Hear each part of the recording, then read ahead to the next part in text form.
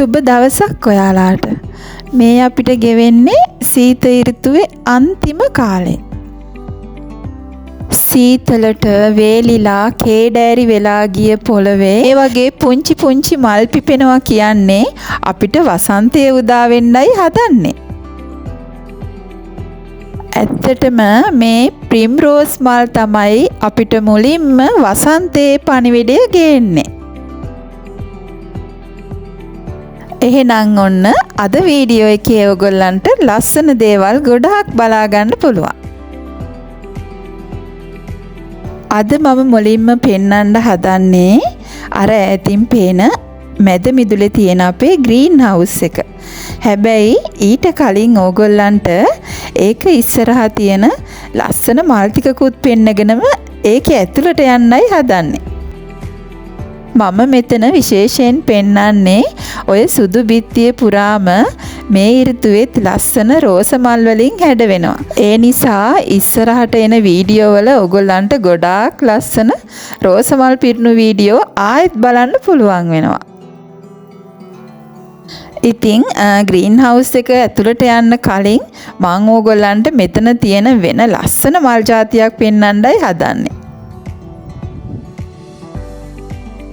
ඇත්තටම මේක මල් ගහක් නෙමෙයි. මේ තියෙන්නේ පළතුරු ගහක්. ඉස්සෙල්ලම මල් බලන්නකෝ. මං එතකොට කියන්නම් මොකද්ද මේ පළතුර කියලා. මේ තියෙන්නේ පෙයාස් ගහක්.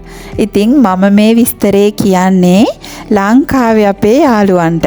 මොකද පිටරට ඉන්න අය මේ ගැන දන්නවනේ.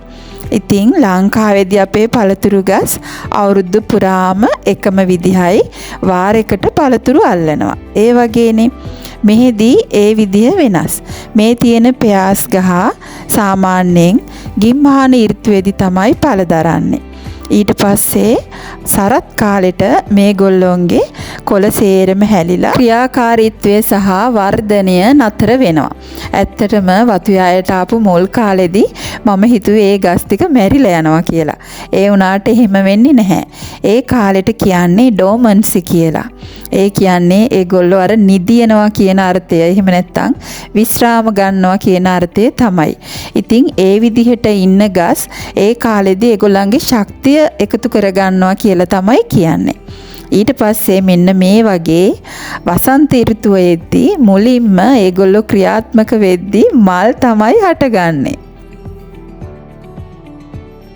පෙයාස් ගස්වල විතරක් නෙමෙයි වතු යායේ තියෙන අනිත් පළතුරු ගස්වලත් වෙනස් වෙනස් ලස්සන මල් තියෙනවා. මම ඕගොල්ලන්ට ඉස්සරහට අරන් එන්නම්. දැන් අපි යමු ග්‍රීන් හවුස් එක ඇතුළට. මේක ඉතින් මගේ කලින් ඉඳලා වීඩියෝ බලන අය නම් දන්නවා. ඒ වුණාට අලුතෙන් එකතු වෙච්ච අයට මම ටිකක් පෙන්වන්න තමයි මේක ඇතුළට ආවේ. ඉතින් මේක ඇතුලේ ඉන්නේ අපේ ලෙමන් යාළුවෝ ටික. ගිම්හාන කාලේ අපේ ගාඩන් එක හැඩ කරන මෙයාලා සීත කාලෙට මේක ඇතුලේ තමයි ඉන්නේ. මොකද තද සීත ඔරොත්තු දෙන්නේ නැහැනේ. ඒ නිසා මේක ඇතුලේ හරි ලස්සනට පළදරලා ආයි එළියට යන දවස් වෙනකම් බලාගෙන ඉන්නවා. ඉතින් ළඟ එන මැයි මාසේ තමයි අපි මේගොල්ලන්ව ආයි එළියෙන් තියන්නේ. හැබැයි එළියේදී මේ වගේ එක ගොඩේ නෙවෙයි ඉන්නේ ගාඩන් එකේ තැන් තැන්වල. ඇත්තටම මං අද මේකට ආවේ පෙන්වන්න හිතාගෙනම නෙවෙයි. ඒ වුණාට ඉතින් අපේ අලුත් යාළුවෝ දකින්න ආස වෙයි කියලා හිතුණා. මං ආවේ ලෙමන් ගෙඩියක් කඩා ගන්න. අද රෑට අපි ලෙමන් රස තියෙන රස සම්බෝලයක් හදන්නයි යන්නේ.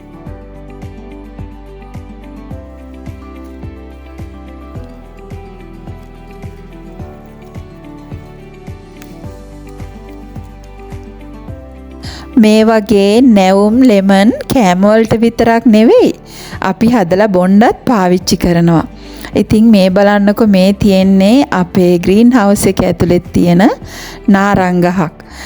මේකෙත් මේ දවස්වල ගෙඩි පිරීලා තියෙනවා. මොකද මට කාලෙකින් මේ පැත්තට එන්න බැරුව ගියා. එහෙම ගෙඩි තිබුණා කියලා සාමාන්‍යයෙන් ඇවිල්ලා සේරම තිකනම් කඩාගන්නේ නැහැ. මොකද මේවා ඇත්තටම තියන්නේ ලස්සනට. ඔයාලාට උනත් දකිද්දි ඇස්වලට සනීපයක් දැනෙනව නේද? මේවා ගාඩන් එකේ එළියෙන් තිබ්බහමත් මම ඕගොල්ලන්ට පෙන්නන්නම්. මේවා මේ ළඟකදී හිටවපුවා නන් නෙවෙයි. මං අහලා තියෙන විදිහට මේ සමහර ලෙමන් පෝච්චි වල වයස මගේ වයසටත් වඩා වැඩි.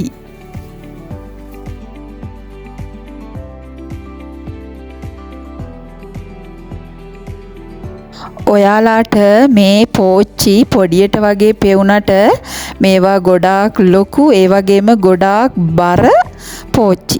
ඉතින් මේවා මැයි මාසේ එළියට දාලා ආපහු නොවැම්බර් මාසේ තමයි මේ වගේ ඇතුලෙන් තියන්නේ. ඒ වගේ පිළිවෙලකට ක්‍රමානුකූලව මේවා නඩත්තු කරන නිසා තමයි අවුරුදු ගාණක් ගියත් මේ වගේ ලස්සනට පළදරන්නේ.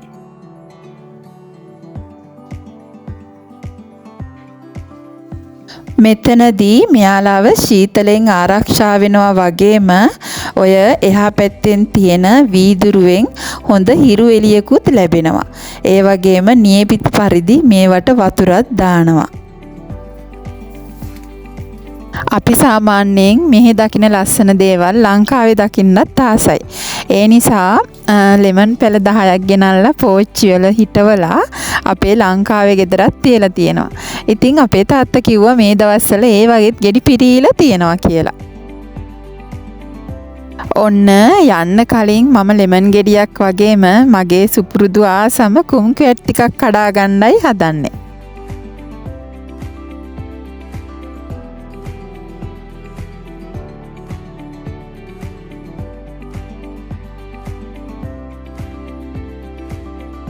මොකද මේවා ටික මෙතනින් කඩාගෙන මේකේ ඇතුළෙම තියෙන ටැප් එකෙන් හොදගෙන මට ඉතුරු ටික ඇවිදිද්දි කකා යන්න පුළුවන්. මම කලින් මේවා කඩන වීඩියෝ එකේ කවුරු හරි කියලා තිබ්බා ඒකේ ඇතුළ පෙන්වන්න කියලා. ඒ නිසා මම ඉක්මනින් ගෙඩියක් සෝදලා ඕගොල්ලන්ට ඇතුළත් පෙන්වන්නම්.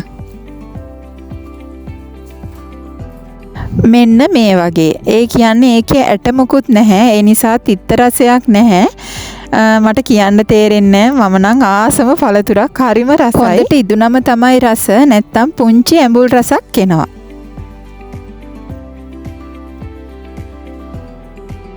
ඔන්න මම දැන් ආවේ අපි දෙන්නගේ එළවලු කොටුව තියෙන පුංචි බිම් කඩට. එහයින් පේන්නේ සුද්ධ කරපු පුංචි බිම තමයි අපි එළවලු කොටුවට භාවිතා කරන්නේ. ඉතින් ඒක ගැන තොරතුරු අහපු අයට ඒක අපි ඊළඟ අදියර මොනවාද කරේ කියලා පෙන්වන්න තමයි හදන්නේ. මේ තාම ඒක ඉස්සරහා තියෙන පුංචි පුංචි මල් ටිකයි ඕගොල්ලන්ට පෙන්වන්නේ. අපි එහෙනම් අපේ පුංචි ඉඩ කඩේ ගිහින් බලමු මොකද්ද මේ වෙද්දි අපි සිද්ධ කරලා තියෙන්නේ කියලා. ඔන්න මේ වෙද්දි අපි පස සුද්ධ කරලා තියෙන්නේ. සුද්ධ කරලා විතරක් නෙමෙයි තව අදියරක් පටන් අරන් තියෙන්නේ. ඒ ගැන පෙන්වන්න තමයි හදන්නේ. කලින් මට හිතුණා මෙතන තියෙන අපේ රෝස්මරීනෝ පඳුරේ ලස්සනට පිපිලා තියෙන මල් ටික ඕගොල්ලන්ට පෙන්වන්නම ඕනි කියලා.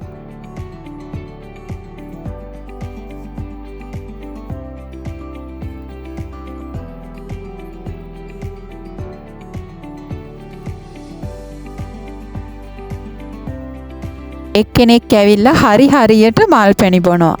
ඉතින් ඔයාලා මීට කලින් දැකලා තියෙනවද රෝස්මරීනෝ මල්? මේ කාලෙට ඒ වගේත් මල් පිපෙනවා. ඒක හරීම සුවඳ දම් පාට පුංචි ලස්සන මලක්.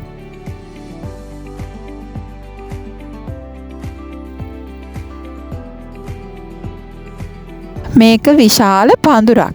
ඉතින් මොන ඍතුවටත් රෝස්මරීනෝ වලට නම් මොකුත්ම වෙන්නේ නැහැ. මේක මේ විදිහට අවුරුද්ද පුරාම තියෙනවා. බැයි මල් හැදෙන්නේ නම් මේ කාලෙට විතරයි. අපේ අම්මා කිව්වා දැන් නම් ලංකාවේ රෝස්මරීනෝ පෙළ ගන්න තියෙනවා කියලා. ඒ වගේම සුපර් මාකට් වල මේ කොළ විකුණන්නත් තියෙනවා කියලා. ඉතින් මෙහෙදි නම් හැම තැනම මේ වගේ ඒවා තියෙනවා. ඒත් ඉතින් ලංකාවට එවන්න විදිහක් නැහැනේ. අපි දැන් බලමු වගා බිමේ අපි මොකද්ද කරේ කියලා. සුපුරුදු පරිදි මුලින්ම කරේ කලින් අවුරුද්දේ වගා කරලා වේලිලා ගිහිල්ලා ඉතිරි වෙච්ච මුල් දඬු ඒ වගේ දේවල් සම්පූර්ණයෙන්ම ඉවත් කරලා බිම හොඳට සුද්ධ පවිත්‍ර කරගත්තු එක. ඊට පස්සේ අපි මෙතන උඩින් දානවා අශ්වයින්ගේ පොහොර. ඒ කියන්නේ ලංකාවේ ගොම පොහොර තියෙන්නේ ඒ වගේ. ඒවා දාලා ටික දවසක් තියලා මෙන්න මේ උපකරණයෙන් පස සම්පූර්ණයෙන්ම පෙරලනවා. ඉතින් මේකට කියන නම නම් මම දන්නේ නැහැ. ඊට පස්සේ බිම තියෙන්නේ මෙන්න මේ වගේ. හොඳට පස කැඩිලා තියෙන්නේ. ඊට පස්සේ ආයෙත් අර විදිහටම අශ්ව පොහොර දානවා. එහෙම දාලා අපි ආපහු වගා කරන්න කිට්ටු වෙන කම්ම තියෙනවා. මොකද ඊට පස්සේ වහිද්දී වේලෙද්දී ඒවා හොඳට දිය වෙලා මේ පසට හොඳට උරා ගන්නවා. දැනට අපේ බිම තියෙන්නේ මෙන්න මේ විදිහට. ඊළඟට කරන දේ ඊළඟ වීඩියෝ එකවලදී මම ඔයගලන්ට අරගෙන එන්නම්. එහෙනම් අදට සමුගන්නවා. ආයෙ ඉක්මනින්ම ලස්සන වීඩියෝ එකකින් අපි හම්බෙමු.